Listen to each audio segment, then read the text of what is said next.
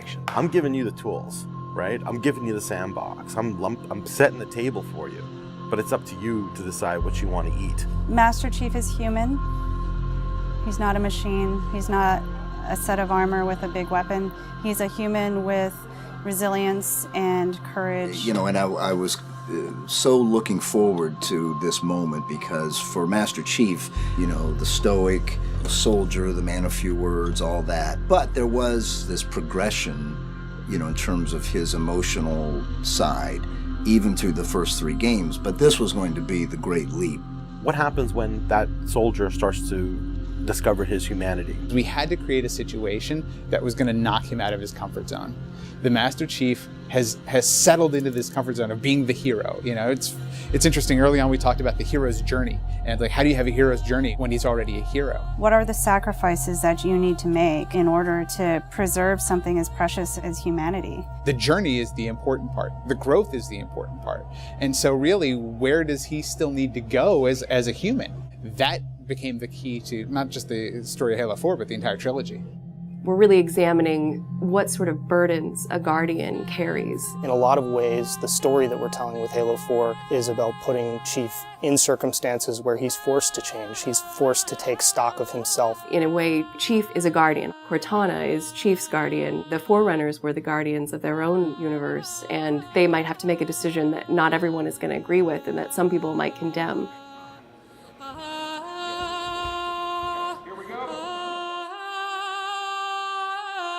It's almost like you're a little kid and you're just playing make-believe again.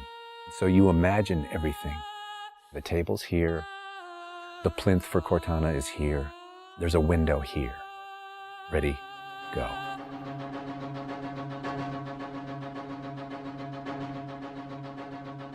How can we immerse the player even more in this world that we've built around them? I'm not doing this for mankind. How can we have Chief have to deal with his own humanity? Everything had to be predicated by what the character needs were and what direction the characters needed to go in. The art direction specifically for Halo 4 isn't about creating an emotional tone for Halo 4, it's about creating an emotional tone for every single moment and experience that the player needs to understand.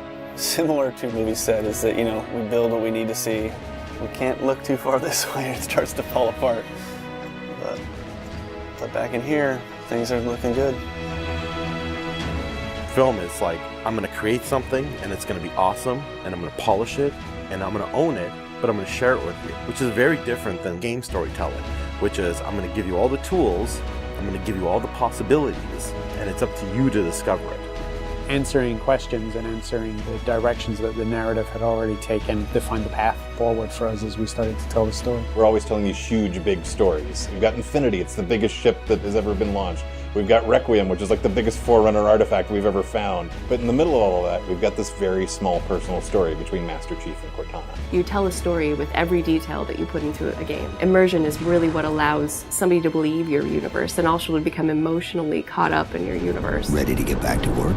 I thought you'd never ask. How do we make sure the sights and the sounds and the things that they're feeling as a player inhabiting that suit really comes through more clearly? And you know, technology has allowed us to do that with much higher fidelity than back in the CE days. Okay, so those are definitely bigger ones. Yeah, those start to get. Just because we've got more people. Let's roll video. Yeah. So this will be just video and audio only, no face, no mocap. In that case, you won't mind if we return the favor. As we design these things, we put together the best plan. Until it actually touches an actor, it lacks humanity. Having the ability to work with the actors on stage, capturing their face, body, and voice at the same time, really gives us an opportunity to create an immersive experience for the actors. Working at Giant, we could have at least 8 actors in the same volume at the same time. So the objects that they're acting around and the people that they're acting with, against, through, and toward are there in the scene with them, and it makes a huge difference. We sent out a breakdown for the characters and how we wanted them to feel. We ended up getting 80 on 90 submissions back through our casting team. Casting for the Master Chief is tough. You need a performer that has a really raw physicality to him, and yet he has to, within the confines of this suit, be able to relate and relay emotion. I like to express myself. I freely do it. I wholly do it. I enjoy it. And so pulling back on all of those instincts is what's required to play him. Imagine that translating to a 3D model with huge armor and making sure the personality of Chief's movement comes through that armor was really critical. And that really came down to Bruce's acting, his physical stature, and really his physicality as he went through all of the performance. You'll never see his face or hear his voice, but all of the other actors that are playing off of him have received so much from him in their performances, and I think that they would all agree with that. This is the low-res asset of Chief. We were afforded a little bit more budget since he's our hero. From the art process, storytelling is just about engaging the player. You don't have to answer any questions. You don't have to take them through a lot of loops of feeling. If the player is engaged, I think you've got the start. So Master Chief's a difficult one because he's a dude in a helmet. There's such a, particularly in science fiction, such a fantastic history of people being completely realized as people without having their face as a tool. For us, it's making him feel like a real person. We have a nude male sculpt, and then from there we sculpt it on physically a tech suit. And on top of this, guys, when we spend time just doing all the details and trying to add some of that functionality, even little bits here and there like Braille, and this just reads 117.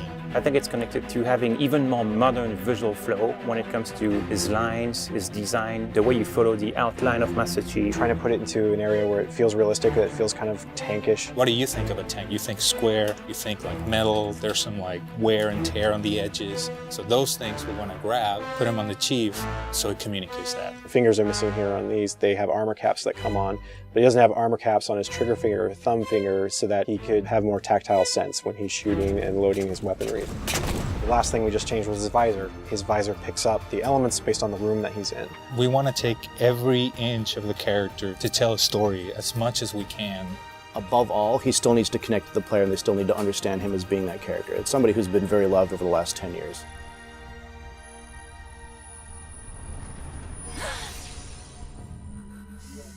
The irony here, right, is that we have a character who's not human at all in Cortana.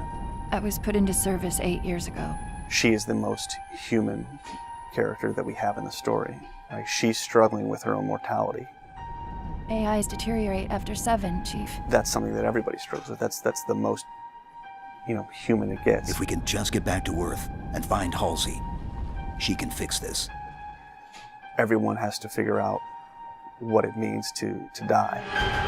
She's strong, she's convicted. She herself is going through a really difficult time in understanding the things that are happening to her. We were looking for somebody who really could bring just fire and stuff that's required for some of those sequences. We needed to make sure we found someone that had some innocence to her, but also could be very strong at the same time. If you imagine that you could have 20 emotions at one time, she has that. I will not allow you to leave this planet! She's really the heart of the game and the heart of Master Chief and explains what's going on and why it's a problem. I didn't mean to. I didn't mean to do that. Cortana is certainly our biggest human connection, I think, with the entire story. How can we see these subtle details in her facial structure? It's the Forerunner symbol for Reclaimer. So this is the baseline where we started from Cortana, and then we go through and tweak and modify, having all these different elements moving throughout her that make her feel alive constantly. We wanted to make it to where you could have code flow lines start from every digit from her toes to her hands, and then be able to flow all the way up into her head. What you experience is her taking care of you as a player from a gameplay perspective, but I think you also start to get a sense of how she takes care of the human side of Chief. Wake me when you need me. They spotted us. Bringing Jen and Steve in and having them layer their voices over the character performances in the cinematics, that just brought the whole experience together. You look at just the number of lines that the Chief has had over the course of the franchise, and it's not a lot. How much firepower would you need?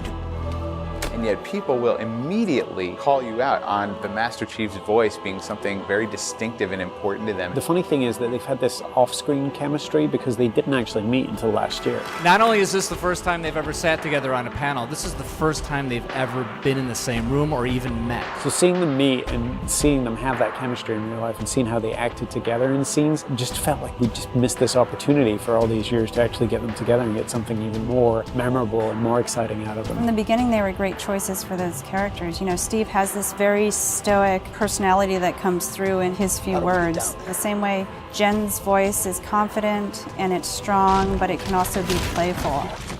You do know you don't have to wait until the last minute just to impress me, right? In many ways, Halo 4 is the first act. We want a player to be able to ask themselves what it is to be a hero. Is the sacrifice worth it?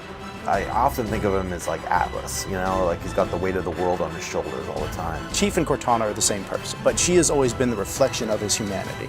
People don't play Halo to watch a soap opera, and yet you don't want to just be kind of pulp. To me, it's a natural progression of this story, and it takes this relationship to the place it should go to.